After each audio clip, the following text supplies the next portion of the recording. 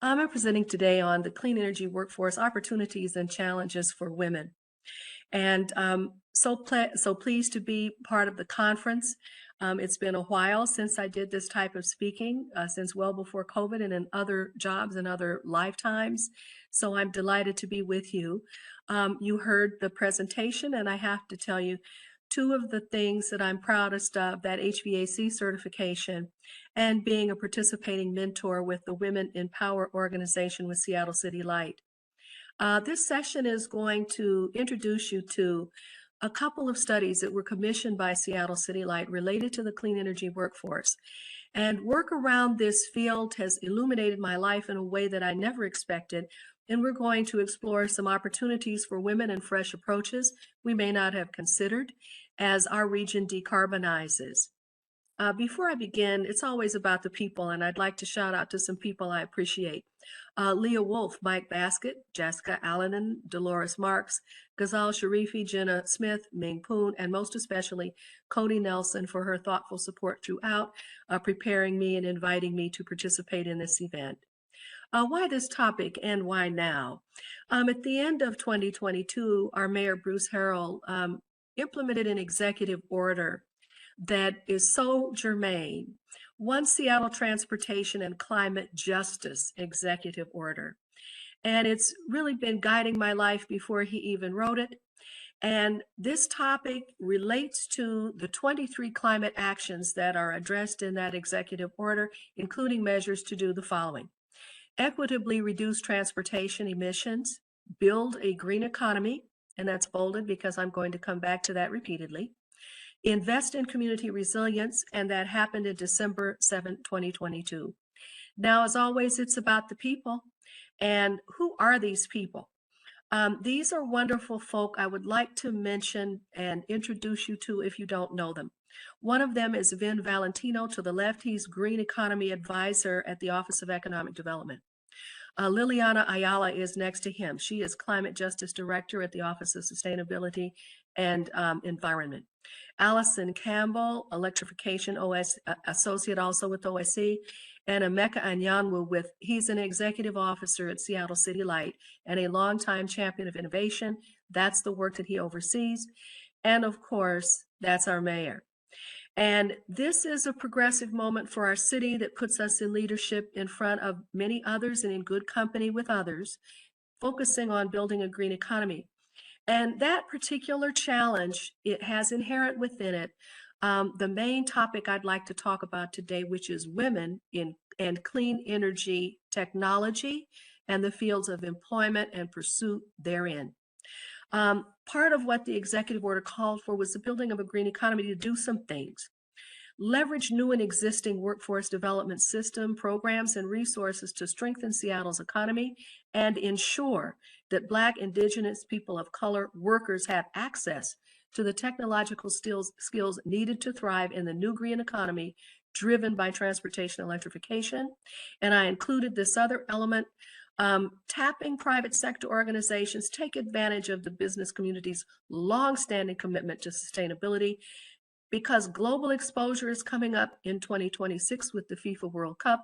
If you would like to read more about the executive order, I have a link here to a 2-pager and other things that you can read about it. And part of why this matters is everyone knows our area is big on STEAM. STEAM is an important concept for inclusion. And we know there are not enough women in STEAM. And we often don't think about how that executive order, STEM and STEAM, and the practical technologies relate to each other. And that's part of what I'd like to talk with you about today. We all know that women are underrepresented in the STEM workforce generally.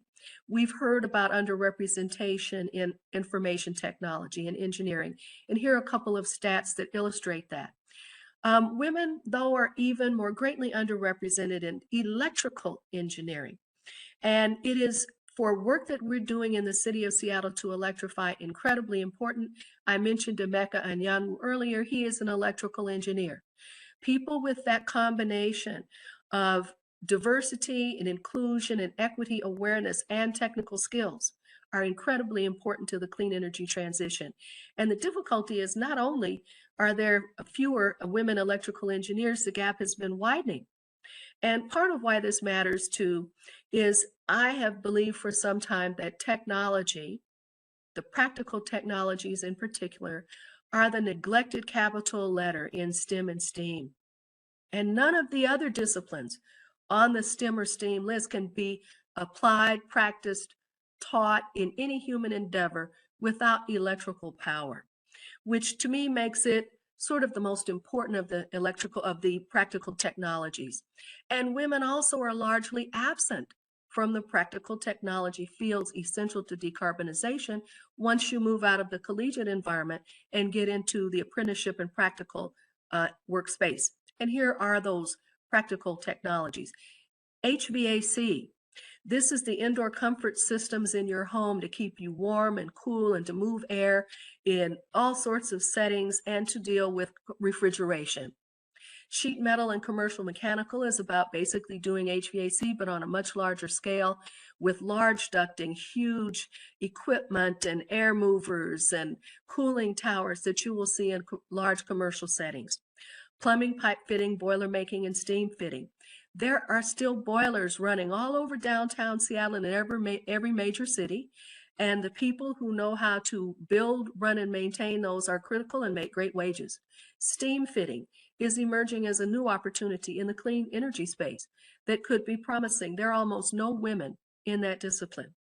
Building controls, the design, installation, and programming of automated systems to manage lighting, manage water supply, manage ventilation in all kinds of facilities, from marijuana grow facilities to commercial towers. Building controls is a field I never even knew existed, but it is expanding at a great rate. Washington State has a relatively new apprenticeship in it. And for those who may have interest, I know some of the key players in that. Call me. Building operations and building engineering. I did not know that field existed until I went to work for a little organization called Emerald Cities I'll mention later. Building operations and building engineering, incredibly important. Every major high-rise tower downtown has a chief engineer. And those buildings are not like a typical house that you go inside and it's simple in construction. Those are machines that we go inside to do business and sometimes to live in. Building operators and engineers are the ones who run those machines. And lastly, but certainly not least, electrical generation, distribution, construction, metering, and line work. This is what brings all of the miracles of decarbonization to all of us. And underrepresentation of women and people of color is pronounced in all of these fields, including electrical. Now, I'm going to take time out and tell a story.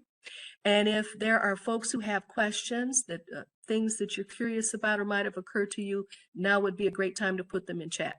And the name of this story is The Sweetest Sound in the World. So flashback, we're in the midst of COVID. I am employed at Emerald Cities. I am running a program to teach HVAC technicians how to do this work. I was also running another program at the time for incumbent building engineers to improve their efficiency skills. And I knew nothing about how anything worked. And I began to feel ignorant. And I wasn't the type of person who liked to feel ignorant or ever had. I thought, look, you're degreed, you're an intelligent person, you went to good schools, you know what's going on around you. And in the midst of COVID, taking that HVAC program to the public, I learned all of a sudden, there were a lot of things I didn't know, and a lot of things I didn't know were essential to my life in ways I never considered. So part of what happened was I had been raising money to fund the HVAC program. I'd been negotiating contracts to stand it up. I had been working with CBOs to recruit. I'd been recruiting. And in the midst of things, all of a sudden, one of our cohorts, someone dropped out, a trainee dropped out because of a family situation. And I'd worked so hard to fund that seat, I decided to sit in it. And I took the HVAC certification course in the program I was running. Didn't expect it, and I'm so glad I did. Because when I sat in that classroom and I went in that lab, I realized that while I thought I was very clever and well educated in very important ways, I was ignorant. I hadn't had enough respect or appreciation for the technical tradespeople who made my lifestyle possible. I thought I understood how science and technology affected my life, but I realized I was ignorant of it. And I also felt strange as a woman in that role because I realized that I'd never encountered any woman who'd ever come to work on my electrical system or repair an appliance in my home or work on my HVAC system. And I began to wonder why not, because the work was interesting. It was fascinating. It tied together so many disciplines in ways I couldn't imagine. And I got my hands for the first time on heating and cooling equipment. And I realized I liked it.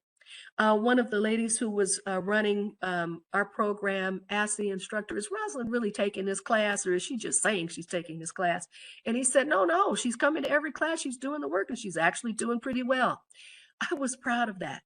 When that word came back to me, I had a great upswell of joy and appreciation, not just for that achievement for myself, but for all of the people who did this work that had been behind the scenes I'd never given any consideration to. And it was important for me in ways I didn't understand that I had these skills because COVID happened. And in October of 2020, my furnace went out. And I was suddenly not quite sure what to do. But I asked my instructor if he would help me diagnose it and I would attempt to repair it for myself. So he did. He did the diagnosis, and I applied tools and ammeters and testing techniques to it, and we zeroed in on what we thought the matter was. He bought the parts and supplied them to me at cost. And one evening, on a very cold evening, um, I took it on myself to repair it. And I remember when I opened it up and I started cutting wires and taking things out, I'm thinking, oh man, this is going to be really expensive if I blow this here and I have to call in someone. For a moment, I was concerned I might hurt myself because our instructor told us when you do this work, one day you will get shocked. It's not a matter of if you will, it's a matter of when. And our instruction in that area teaches us how not to get killed when that happens, but I digress. At any rate, I think I put in a new circuit board, I put in a hot surface igniter, I might have put in a pressure switch, but at any rate, the time came to turn the gas back on and fire it up. And I turned the power back on, I turned on the thermostat, and when I heard that clicking and I heard that gas flow and that burner come on, it was the sweetest sound in the world because two things were true. I knew I would have heat, and I knew that as a woman, I was probably one of few who could have done it. And it changed something in me. It changed my perspective about what it is to get your hands dirty, what it is to maybe wear a branded label on your shirt that has your name on it. Something that a lot of people with degrees are not ever asked to do, but something that people in practical technologies do all the time. And in a way, it makes them invisible. I thought about the way I was taught by my parents and by various nuns and folks I knew in the educational arena who had talked about going to college in one way and getting practical technical skills like HVAC in completely another. One of those being elevated and respected and worthy of a person of intelligence and from a good family, the other one not so much. And there was a mix of emotions. And coming out of it, I have been an advocate for women to come into practical technologies. And if I was younger and my back was a little bit better, I might be trying to figure out how to do that myself right now.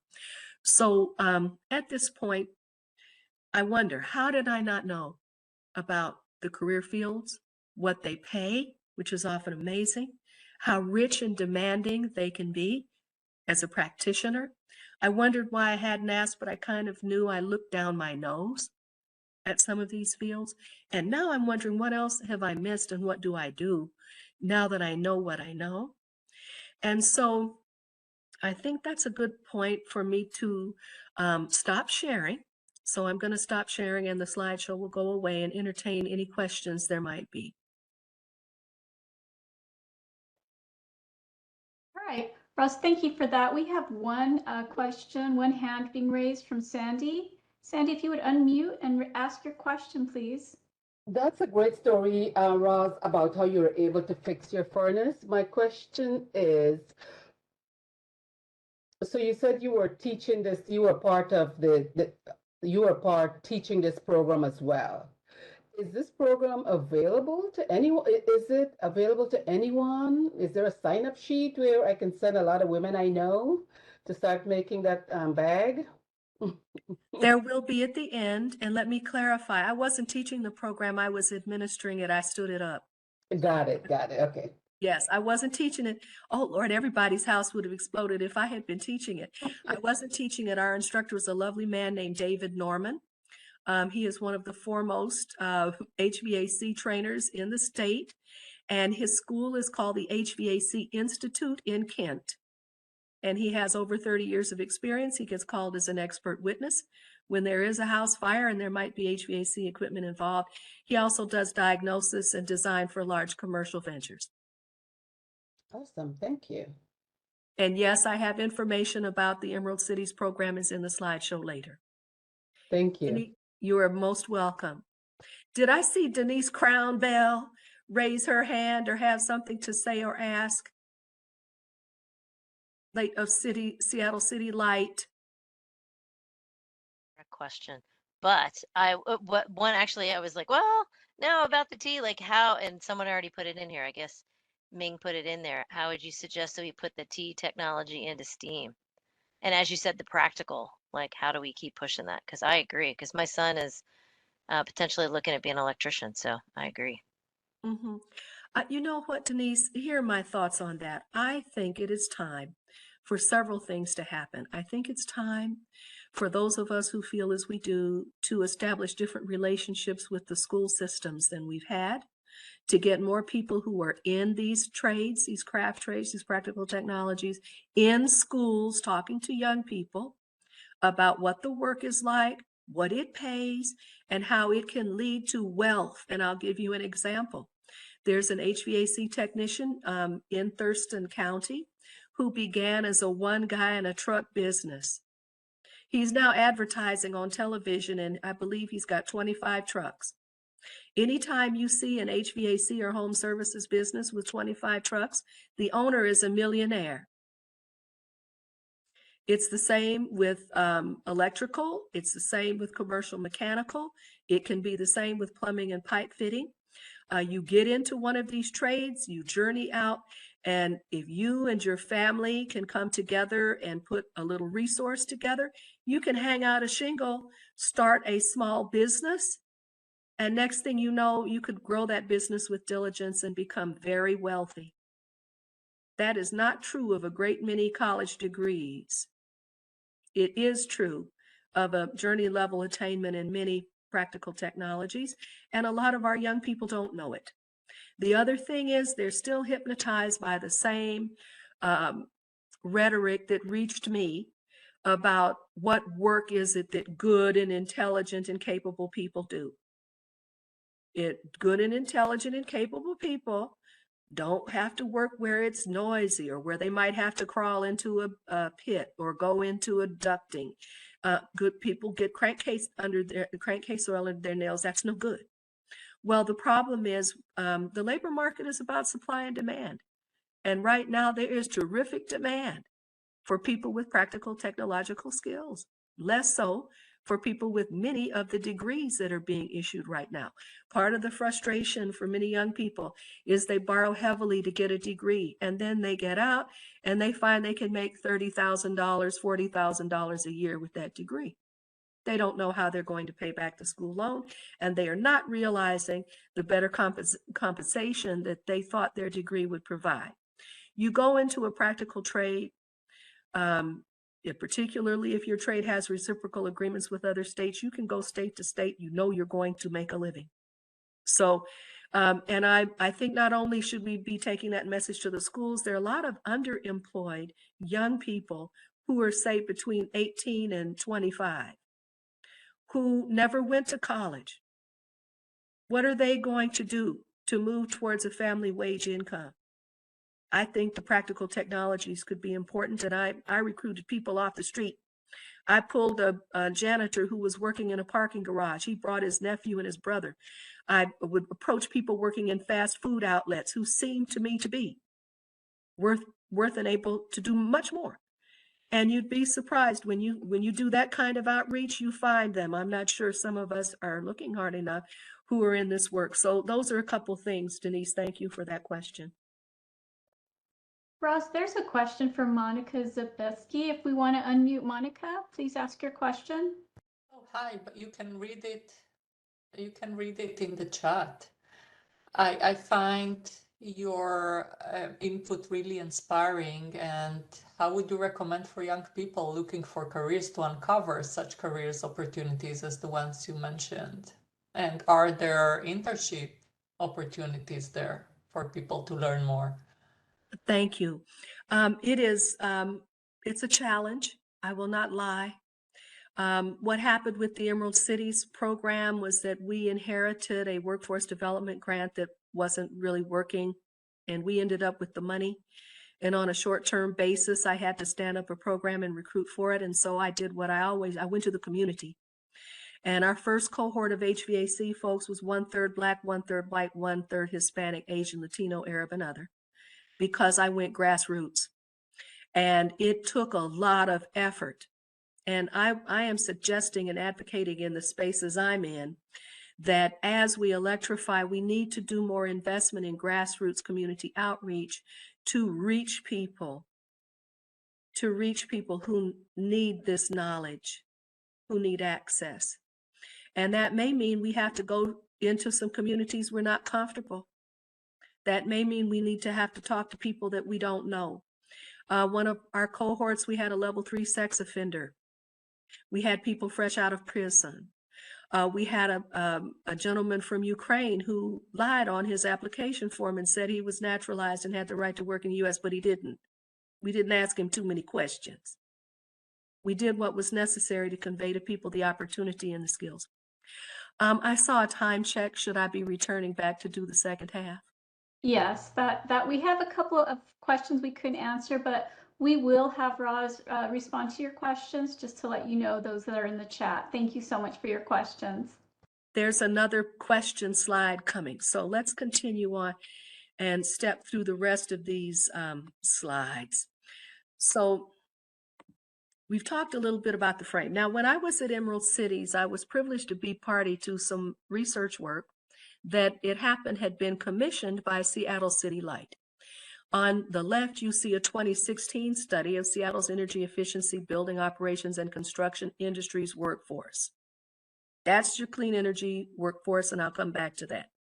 In 21, I was party to designing the second study, and it is presented here. It followed some of the same elements and added new ones from 2016.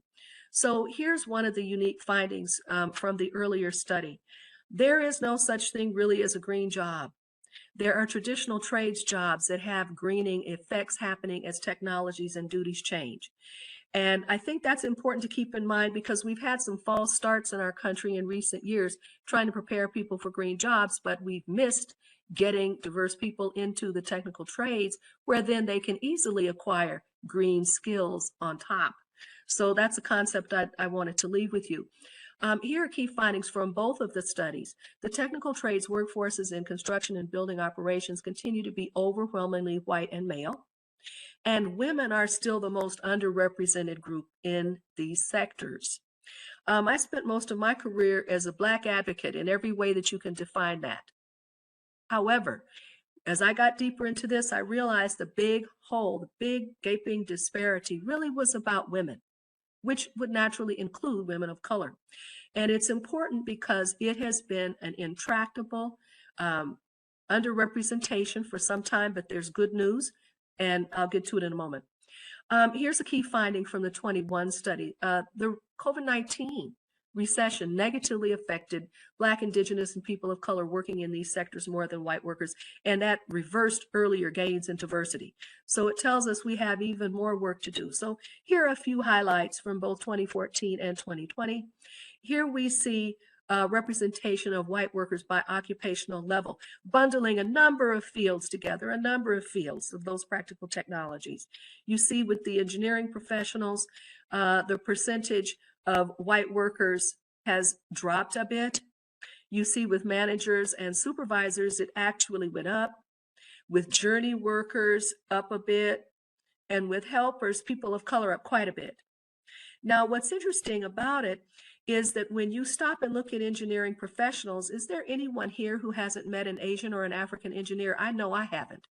So engineering in a way is bringing a lot more diversity to the space. When you stop though and begin to consider other of these practical trades, there's less diversity than you would see in some of these more educationally driven, collegiate credential driven fields. Here you can see those occupational levels again, and here you can see white and people of color kind of juxtaposed here. And you can see that there is some representation, and you can see the helpers looks promising. And here though is where it starts to be kind of a stark picture. When you look at men versus women in the supervisory arena. And here are some slides I put together. I borrowed those others from something else, but these I put together, and I want to acknowledge someone. Elodie Marlette was the original researcher on this work. I called her last week. I said, oh, I'm doing this women's conference, and there's more detail that I want on female versus male, and it isn't in the report. And she sent me some new data sets, and in there was a pleasant surprise I'm glad to share with you. Now, here's what we see. Females as a percentage of the occupation, journey level, electricians. Below you see Department of Labor, SOC, occupational code number we're talking about. Pretty stark picture. And what's interesting and kind of funny is if you go from 2014 to 2020, it doesn't change. That's 2020 we're looking at now. You go to 2022, it does not change. So moving on, same story here. This is HVAC workers, same data source. Here's what journey level HVAC looks like, female versus male. And in 2020, it doesn't change. In 2022, it doesn't change. It was really easy for me to put these graphs together. Do one, watch, rinse, and repeat. But here comes something interesting that uplifted my heart. Females as a percentage of occupation, apprentice electricians. That is a beautiful sight. That is a lot of gain in a short period of time. And look at the promise. Look at the promise that's there. To make that gain, and in the apprenticeship, now the challenges will be about retention. And also, if you look at that slice, you see we have a new opportunity with, now that we're gaining with women, now we have to look to gaining with women of color. This was a very reassuring slide. Now, findings and recommendations. That 2021 report, and I think also 2016, was referenced by a group of emerging leaders who were participating in the Seattle City Light Emerging Leaders Program. They did a project on the clean energy workforce in 2021. I was executive sponsor on that alongside Irina Rasputinus, who has been running Seattle City Light's Lighting Design Laboratory and is now in the process of rebranding and redesigning that to serve broader workforce needs. Here are the findings and recommendations that came from that group of young leaders. Apprenticeship programs must be expanded. Apprenticeship programs must rapidly diversify recruitment and registration. And what we're seeing in that electrical slide where the female slice has grown is promising. We need more women and people of color in these sectors. We've got to prioritize inclusion and accommodate cultural differences and caretaking responsibilities. And we have to get this right because there are many new jobs coming, and to meet our goals, we need to have the people to do the work. So those are the opportunities that are coming. We're back to Q&A time. It looks as though we may not have time. And I would suggest one of the things we can do is invite the philanthropies who want more women in STEM to start working on the practical technologies. Here are resources to share with family, friends, with each other to get into various programs, and Emerald City's program is indicated there.